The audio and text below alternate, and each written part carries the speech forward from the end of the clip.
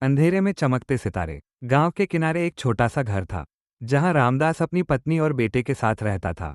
कभी उसके पास भी सब कुछ था, खेती, सम्मान और मुस्कुराता हुआ परिवार। लेकिन एक साल लगातार सूखा पड़ा। फसल बर्बाद हुई और कर्ज का बोझ बढ़ता चला गया। मुसीबतें ऐसी आई कि मानो जीवन ने अंधेरा ओढ़ लिया हो। कभी कभी रामदास खुद से कहता, भगवान, क्या मैंने इतना बड़ा पाप किया है? लेकिन फिर उसे कहीं पड़ी एक पंक्ति याद आती, सितारे कभी अंधेरे के बिना नहीं चमकते। गांव में एक व्यक्ति था, माधव सेठ। धन का अंधा, मद का अंधा। उसे न किसी की तकलीफ दिखती थी, न अपनी गलतियां। रामदास जब कर्ज की मोहलत मांगने गया, सेठ ने तिरस्कार से कहा, काम के अंधे को विवेक नहीं दिखता, और मैं व्यापार में भावनाएं नहीं रखता। रामदास टूट गया। लेकिन उसी दिन रास्ते में उसे एक बूढ़े साधु मिले। साधु ने कहा, बेटा, दुनिया की असली अंधता आंखों की नहीं होती।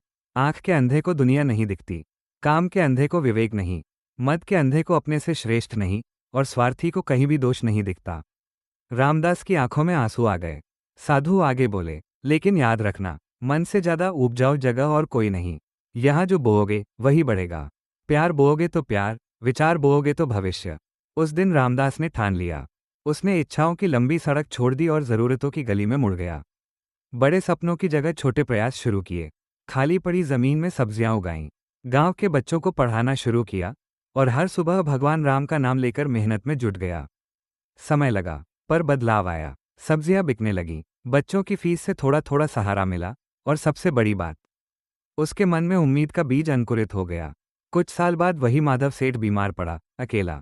रामदास, जिसके पास अब बहुत धन नहीं लेकिन बहुत विवेक था, उसे देखने गया। सेठ की आंखें भर आईं। रामदास ने मन ही मन कहा, सच है, अंधेरा जरूरी था, तभी आज मैं चमक पा रहा हूं।